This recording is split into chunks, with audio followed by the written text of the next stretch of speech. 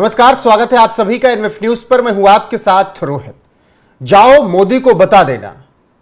आतंकियों ने पति की हत्या करने के बाद पत्नी से यह बात कही कि जाओ मोदी को बता देना कि कैसे हमने आतंक मचाया, कैसे हमने तुम्हारे पति को मारा। पहलगाम में पति को मारने के बाद आतंकियों के ये शब्द थे और आतंकी हमले में बचकर निकली पल्लवी ने रूह कपा देने वाली सच्चाई बताई। अब इसी पर चर्चा करेंगे। मेरे साथ सहयोगी चेतन पाठक और अभिषेक पुंडीर हैं।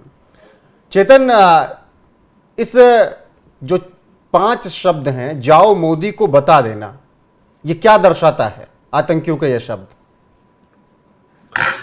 देखिए रोहित, जिस तरीके से ये आतंकी हमला पहलगाम में हुआ है, एक तो बहुत ही बुरा ये वक्त इस वक्त है और हालांकि एक्शन की तैयारी हो रही है। गृह मंत्री Amit Shah full action mode में है, लगातार बैठकें चल रही हैं। प्रधानमंत्री अपना जो दौरा है वो वापस छोड़कर भारत आ रहे हैं और वो मीटिंग लेने वाले हैं। ठीक है, इलाज की तैयारी तो हो रही है आतंकियों की और पाकिस्तान में बैठे उनके आकाओं की, लेकिन इस बीच जो जख्म भारत को मिला है वो बहुत ज्यादा दर्दनाक है। बहुत खौफनाक तस्वीरें वहां से निकलकर सामने आ रही हैं। और जिस शब्द की आपने बात की कि पल्लवी, जो कि मंजुनाथ, जिनको आतंकियों ने मौत के घाट उतार दिया, उनकी पत्नी को ये शब्द कहे कि मोदी को बता देना, वो ये साफ साफ दिखाता है कि किस मानसिकता के साथ ये लोग आए थे और क्या इनके दिमाग में भरा हुआ था। इनके दिमाग में सिर्फ एक चीज कि आप कुछ भी करो मोदी के खिलाफ या भारत के खिलाफ, सब कुछ एक जैसा, ये सोच के आप देखें कि एक ही कड़ी में, एक ही स्तर पर यहां पर नजर आता है कितनी घृणा इन लोगों के मन में है।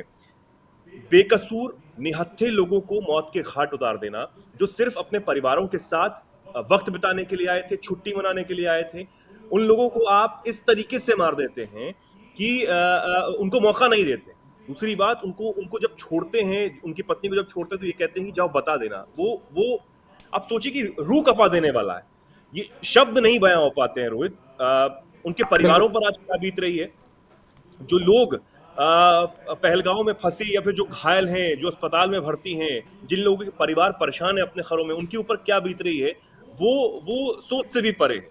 26/11 का वो हमला बार बार जहन में आता है और जब वो हमला लगातार जारी था रोहित, और जो हमारी जांच एजेंसियां थी या फिर पुलिस थी, वो लगातार पकड़ने की कोशिश कर रही थी उन आतंकवादियों को।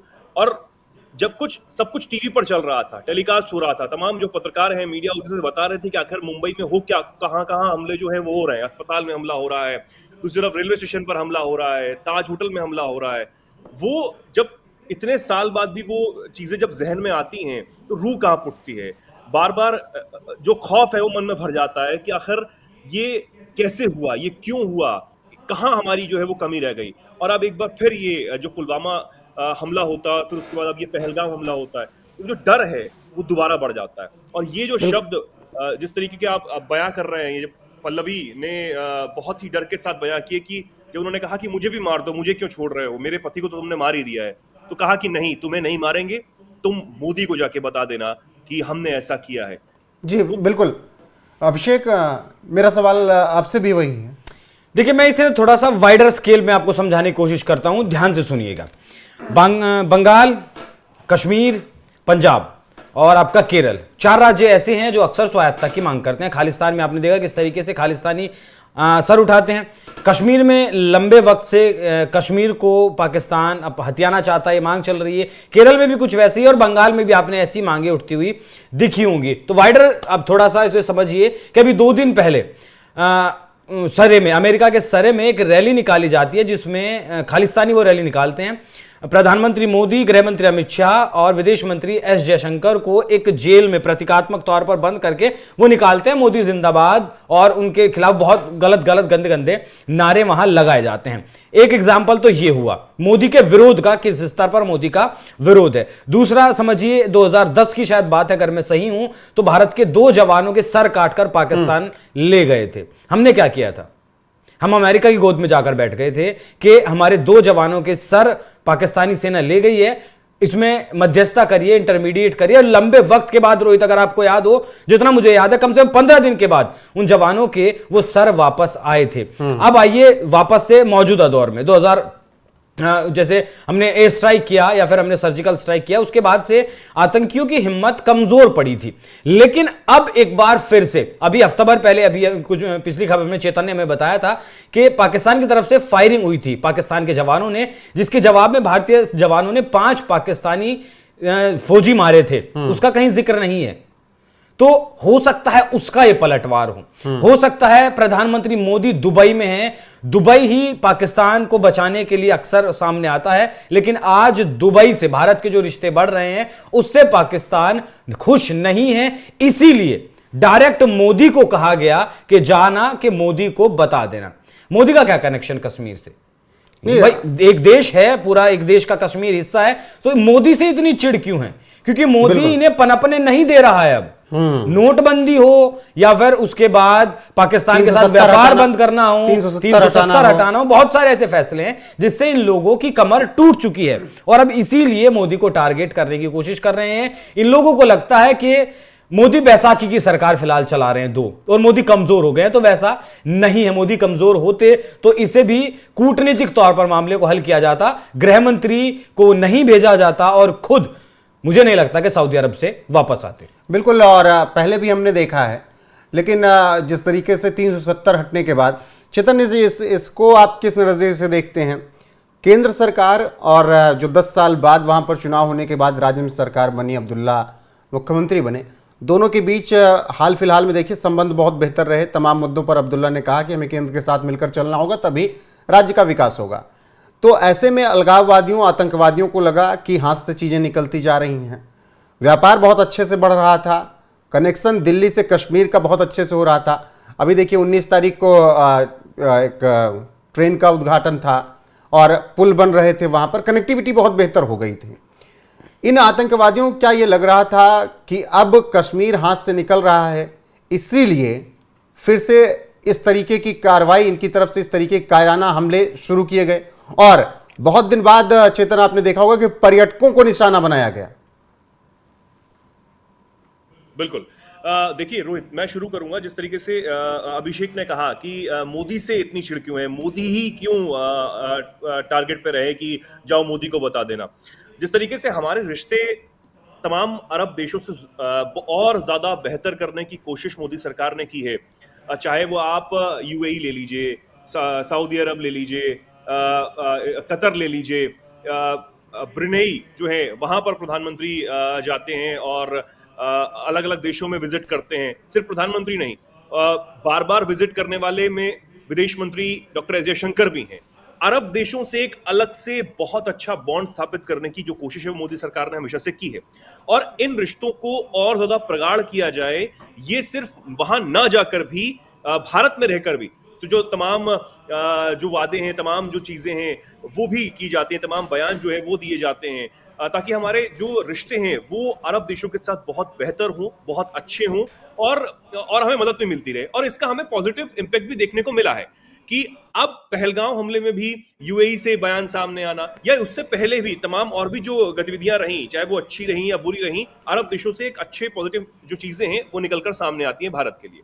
अब जिस तरीके से आपने कहा कि जब नई सरकार बनती है जम्मू कश्मीर में, तो एक अच्छे चीजें चल रही हैं, ठीक है, और टूरिज्म बढ़ रहा है, सारी चीजें अच्छी हो रही हैं, इंफ्रास्ट्रक्चर जो है वो मोदी सरकार अच्छा करने की कोशिश कर रही है कि बेहतर से बेहतर इंफ्रास्ट्रक्चर जो है वो जम्मू कश्मीर के क्षेत्र में बनाया जाए, ताकि जो सैलानी यहाँ पर आते हैं, चाहे वो देश से अलग अलग कोने से आते हो या बाहर से आते हो, उनको बहुत अच्छा चीजें देखने को मिले। इसमें कोई शक नहीं, बहुत विकास वहां पर हो रहा है। तमाम जो पुल हैं, तमाम जो चीजें हैं, रेल इंफ्रास्ट्रक्चर बहुत तेजी से वहां पर बढ़ता हुआ नजर आ रहा है। इससे बौखलाहट तो है, इसमें कोई शक नहीं है। और कश्मीर हाथ से निकल रहा है, इसमें सबसे बड़ी जो दिक्कत है वो पाकिस्तान में बैठे कुछ जो लोग हैं, पाकिस्तान में बैठे जो कुछ आका हैं, उनको बहुत ज्यादा दिक्कत हो रही है। अभी कुछ देर पहले हमारे साथ एक पत्रकार भी जुड़े, उन्होंने तो साफ तौर पर इस कैमरे के सामने कहा कि भैया मैं तो जिहाद करने को तैयार हूं, अगर तो पाकिस्तान वो भारत को सीधे से दुश्मन मानते हैं। वो ये जान रहे हैं कि कश्मीर में जो भी आतंकी उनके पाले हुए, जो उनके घुसपैठ करवाए हुए हैं, उनको अब नहीं छोड़ा जा रहा। पहले तो पत्थरबाजों के नाम पर, बच्चों के नाम पर छोड़ दिया जाता था, 4-5 दिन रख के अपने पास उनको छोड़ दिया जाता था। अब सीधा गोली लग रही है, ना पैर टूट रहा है ना हाथ टूट रहा है, सीधा उड़ाया जा रहा है, सीधा बिल्कुल ठोका चेतन। जा रहा है। कोई गुंजाइश रखी ही नहीं जा रही कि उनको यहाँ पर पाला जाए, उनको बिरयानी खिलाई जाए, उनको दाल चावल खिलाए जाए, कोई गुंजाइश अपनी रखी बिल्कुल जा रही। बिल्कुल इसी वजह चेतन, से जो पेट बिल्कुल दर्द है, चेतन। वहाँ पर बैठे हुए हो रहा है। मैं अभिषेक इसी के साथ खत्म करूंगा जल्दी में। तहव्वुर राणा का प्रत्यर्पण जो हुआ उसकी भी बौखलाहट दिख रही है। बिल्कुल है। तहव्वुर राणा क्या था, पाकिस्तानी आर्मी में एक जवान था ना, आईएसआई में वो काम किया करता था ना। उसके बाद ये जो हेडली था, डेविड कोलमैन हेडली, ये तो, और वो पाकिस्तान में दोनों रहा करते थे। उसके बाद हेडली पाकिस्तान चला गया, ये सेवानिवृत्त होने के बाद डॉक्टर था ये पाकिस्तानी सेना में, तब वो राणा फिर वहां गया अमेरिका में जाके, दोनों के फिर संपर्क बने, संबंध बने, आईएसआई से संपर्क हुए, तब जाकर दोनों हिंदुस्तान में रेकी की। उसके बाद इन्होंने 26/11 की प्लानिंग की और 26/11 किया। अब तहव्वुर राणा अगर भारत की गिरफ्त में है तो ये स्वाभाविक सी बात है, ये चिड़ होनी है। अब क्यों, वो पाकिस्तान के जो काले कारनामे हैं, किस तरीके से पाकिस्तान ने साजिश रची 26/11 की, वो सब कुछ राज उगलेगा। तो पाकिस्तान की छवि क्या रह जाएगी? वैसे तो छवि है ही नहीं, वैसे भी छवि है नहीं, वो भी खत्म हो जाएगी। तहव्वुर अच्छा, मैं ना रोहित एक चेतन की बात में थोड़ा सा इंटरप्ट करना चाह रहा था। चेतन ने जिस तरीके से अरब देशों के साथ रिश्ते बताए, तो आज अगर अरब देश प्रधानमंत्री मोदी को अपने देश का सर्वोच्च नागरिक सम्मान दे रहे हैं, वो यूएई हो, सऊदी अरब हो या फिर कतर हो, वो सम्मान पाकिस्तान के प्रधानमंत्री को मिलता है क्या? नहीं, आतंकी देश बता दिए, पाकिस्तान के सेनाध्यक्ष जाते हैं वहां, उन्हें इस तरीके का सम्मान मिलता है क्या? आतंकी देश के प्रधानमंत्री को क्यों मिलेगा? तो ये भी एक चिढ़ है कि एक हिंदू राष्ट्र, मतलब हिंदू राष्ट्र तो नहीं, एक हिंदुओं के देश के प्रधानमंत्री एक हिंदू को कैसे आप अपने देश में सर्वोच्च नागरिक सम्मान दे रहे हैं। और एक अब्दुल्ला जी की आपने सरकार का जो सवाल चेतन ने किया, अभी दिल्ली का चुनाव हुआ, कांग्रेस पार्टी का कितना बुरा हाल हुआ कि अरविंद केजरीवाल हार गए। आपको याद है चेतन कि उमर अब्दुल्ला ने क्या कुछ ट्वीट किया था? उन्होंने कहा था कि और लड़िए अलग अलग। वो खीज फारूक अब्दुल्ला में भी दिखती है, उमर अब्दुल्ला में भी दिखती है। इन लोगों का देखिए, मैं कभी नहीं मानता जो इनके पुराने बयान रहे हैं कि ये मोदी से प्यार कर सकते हैं, भारत से प्यार कर सकते हैं। राजा भैया का जो अभी ट्वीट आया, राजा भैया का जो ट्वीट आया, अपनी दुकान चलानी है, जम्मू कश्मीर में पूर्ण राज्य का दर्जा पाना है, इसीलिए हाथी के दांत खाने के और हैं, दिखाने के और हैं। बिल्कुल, इसीलिए दिक्कत इन लोगों को बस है। राजा भैया का जो अभी ट्वीट आया अभिषेक, वो यही बात तो कह रहा है। इसमें कोई शक नहीं कि कश्मीर में लगभग सभी की मानसिकता अलगाववादी है। कोई प्रत्यक्ष तो कोई परोक्ष रूप से आतंकवाद का समर्थन करता है। वहां का राजनीतिक दल कितनी भी दिखावा कर ले, वो अपवाद नहीं हो सकते हैं। वो अलगाववाद के समर्थक थे, हैं और रहेंगे। ये तो जम्मू में बीजेपी को सीटें मिल सकती है, कश्मीर में क्यों नहीं मिलती? एक सीट बता दीजिए मुझे कश्मीर में। बिल्कुल, तो ये सोचने समझने का वक्त है। जिस तरीके से आतंकवादियों ने चिढ़ दिखाई वो साफ बताता है। और चेतन और अभिषेक ने बताया कि मोदी से इतनी चिढ़ क्यों, क्योंकि पनपने नहीं दे रहे हैं और इनको जहां से इनका फन उठ रहा है वहीं पर इनको दबा दिया जा रहा है और वो चिढ़ इनमें दिख रही। इसीलिए पति को मार के पत्नी पल्लवी से ये आतंकी कह रहे हैं कि जाओ मोदी को बता देना। हालांकि जब मोदी बताने पे आएगा तो किस तरीके से बताता है, वो सर्जिकल स्ट्राइक और एयर स्ट्राइक सबूत है। फिलहाल इंतजार इसी बात का, देश कह रहा है कि हमें बदला चाहिए। बदला कब होगा, अपडेट आपको यहां पर मिलती रहेगी। बने रहिए हमारे साथ। नमस्कार।